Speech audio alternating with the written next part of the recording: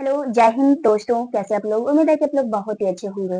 तो आज हम आप लोगों के लिए एक बहुत ही बड़ा टॉपिक लेकर आई हूँ। उस टॉपिक का नाम है कोशिका। ये जो है बहुत ही बड़ा टॉपिक है, आप भी जानते होंगे। इस वीडियो में मैं आप लोगों को बताऊंगी कि कोशिका क्या होती है, कोशिका की खोज किसने की थी, कोशिका का जो है संरचना कैसी होती है, इस सभी के बारे में आज हम डिस्कस करने वाले हैं। तो चलिए वीडियो को स्टार्ट करते हैं। देखिए, कोशिका कोशिका का जो इंग्लिश होता है वो सेल होती है। कोशिका को इंग्लिश में क्या कहते हैं? तो सेल कहते हैं। अब चलते इसका नाम जो होता है, इसे सिर्फ इंग्लिश में जो है सेल कहा जाता है, लेकिन इसका जो नाम होता है वो क्या होती है? तो वो साइटो होते हैं। क्या होते हैं? ये साइटो होते हैं। और इसका अध्ययन, तो कोशिका का जो अध्ययन होता है वो साइटोलॉजी कहलाती है। क्या कहलाती है? तो साइटोलॉजी कहलाती है। इसका नाम साइटो और इसका अध्ययन यानी कि कोशिकाओं का जो अध्ययन होता है वो क्या कहलाती है? तो साइटोलॉजी कहलाती है। अब चलते हैं इनकी खोज पे। कोशिका का खोज किसने किया? मतलब जो भी किसी के बारे में खोज करते हैं वो उनके क्या हो जाते हैं? जनक हो जाते हैं। जनक यानी कि पिता। तो इनकी खोज जो है रॉबर्ट हुक 1665 ईस्वी में किया था। कब किया था? 1665 ईस्वी में जो है रॉबर्ट हुक ने कोशिका की खोज की थी। लेकिन ये कोशिका जो थी, जब मतलब माइक्रोस्कोप के द्वारा देखा गया तो ये कोशिका कैसी थी? मृत कोशिका थी। फिर एक और वैज्ञानिक आता है 1674 ईस्वी में। कब? 1674 ईस्वी में। मेरा मार्कर नहीं चल रहा है। तो 1674 ईस्वी में जो है फिर एक वैज्ञानिक आता है एंटोनी वान लुवेनहॉक। कौन आता है? एंटोनी वान लुवेनहॉक आता है। और वो कहते, वो जब रिसर्च किया कोशिका के ऊपर तो उसे पता चला कि कोशिका जो होती है जीवित है। कोशिका क्या है? जीवित है। अतः जीवित कोशिका की खोज किसने किया? एंटोनी वान लुवेनहॉक। लेकिन कोशिका के जनक जो है, जो पहले खोजे वही होगा। तो उनके जनक जो है कौन है? रॉबर्ट हुक है। लेकिन पूछे जीवित कोशिका की खोज किसने किया? तो एंटोनी वान लुवेनहॉक। अब चलते हैं सिद्धांत पे। देखिए, जब रॉबर्ट हुक और एंटोनी वान लुवेनहॉक जो है, जब कोशिका की खोज कर दिया, तब उधर से आता है स्लाइडिंग एवं स्वान। कौन आता है? स्लाइडिंग एवं स्वान आता है। और वो कहता है कि कोशिका जो होती है एक इकाई है। कोशिका क्या है? कोशिका एक इकाई है। और कोशिका कोशिका के बारे में उन्होंने कहा कि कोशिका जो होती है एक संरचनात्मक एवं क्रियात्मक इकाई भी है। इसीलिए स्लाइडेन एवं स्वान नामक वैज्ञानिक ने कोशिका सिद्धांत दिया। तो कोशिका सिद्धांत किसने दिया है? तो स्लाइडेन एवं स्वान नामक वैज्ञानिक ने दिया। अब चलते हैं पूरा दुनिया में। देखिए, पूरा दुनिया में जो है, पूरा दुनिया में सबसे छोटी कोशिका किसका है? तो पूरा दुनिया में पूछे सबसे छोटी कोशिका किसकी होती है? तो सबसे छोटी कोशिका जो होती है वो माइकोप्लाज्मा की होती है। किसकी होती है? माइकोप्लाज्मा की। और सबसे बड़ी कोशिका पूछे दुनिया में, पूरा दुनिया में, वर्ल्ड में पूछे सबसे बड़ी कोशिका किसकी होती है? तो शुतुरमुर्ग के अंडे की जो होती है सबसे बड़ी कोशिका होती है। अब चलिए मानव में चलते हैं। मानव में चलते हैं कि मानव में जो होता है सबसे छोटी कोशिका क्या होती है, लंबी कोशिका क्या होती है, बड़ी कोशिका क्या होती है, इसके बारे में डिस्कस करते हैं। तो ये देखिए, मानव में जो होता है सबसे छोटा जो कोशिका होता है वो स्पर्म होते हैं। क्या होते हैं? स्पर्म, जिसे हिंदी में शुक्राणु कहा जाता है। जिसे हिंदी में शुक्राणु कहा जाता है। और ये स्पर्म जो होते हैं ये मेल में पाए जाते हैं। किस में पाए जाते हैं? मेल में पाए जाते हैं। तो सबसे छोटा कोशिका जो होता है वह स्पर्म होता है और ये मेल में पाए जाते हैं। और मानव शरीर का सबसे बड़ा कोशिका जो होता है वो क्या होती है? अंडाणु होते हैं। क्या होते हैं? अंडाणु यानी कि ओवम होते हैं। ओवम होते हैं सबसे बड़ा कोशिका। जो कि ये अंडाणु जो होते हैं, ओवम जो होते हैं, ये किस में पाए जाते हैं? तो ये जो है फीमेल में पाए जाते हैं। किस में पाए जाते हैं? फीमेल में पाए जाते हैं। अब पूछे कि अगर मानव में जो है सबसे लंबी कोशिका क्या है? तो तंत्रिका कोशिका, जो हमारे मस्तिष्क में होते हैं। किस में होते हैं? मस्तिष्क में होते हैं। देखिए, इसमें जो होता है ये न्यूरॉन हमारे मस्तिष्क में जो होते हैं, ये मस्तिष्क है, इसमें जो न्यूरॉन होता है ये क्या होते हैं? विभाजन रहित होते हैं।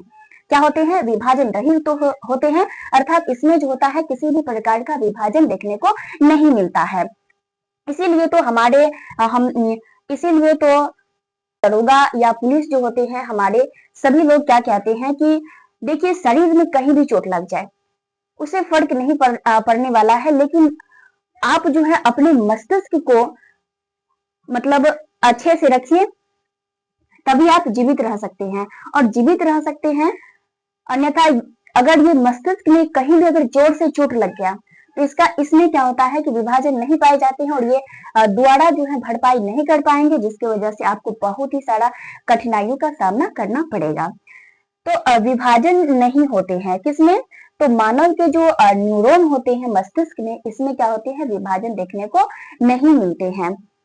अब देखिए तेज विभाजन किसमें होता है, तो तेज विभाजन मनुष्य शरीर में जो है सबसे तेज विभाजन, कोशिका का विभाजन किसमें होता है, मनुष्य शरीर में सबसे तेज। क्वेश्चन ऐसा आता है कि मनुष्य शरीर में सबसे तेज कोशिका का जो विभाजन होता है वो कहाँ पे होता है, तो मैं बता दूं कि वो जो होता है लीवर में होते हैं। कहाँ पे होते हैं, लीवर में होते हैं। लीवर में होता है कि अगर बाय चांस अगर एक कोशिका मृत हो जाती है, एक कोशिका मृत हो जाती है तो क्या होता है, दूसरी कोशिका उस स्थान पे झट से जो है उस स्थान को कवर कर लेते हैं।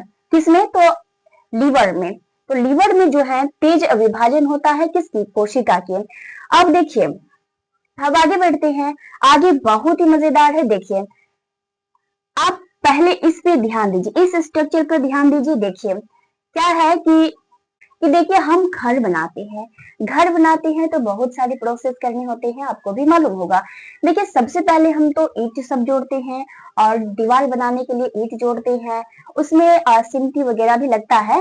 तो खासकर जो हम क्या करते हैं, ईंट जोड़ते हैं। ईंट जोड़ते हैं तो ईंट से क्या बनता है, तो दीवार बन जाता है। ईंट जोड़ते हैं तो इससे क्या बन जाता है, दीवार बन जाता है। और इससे बन जाता है एक कमरा। क्या बनता है, एक कमरा बनता है। और उससे क्या बन जाता है, तो एक बहुत ही बड़ा विशाल घर बन जाते हैं। क्या बन जाते हैं, घर बन जाते हैं। उसी तरह हमारा कोशिका भी है।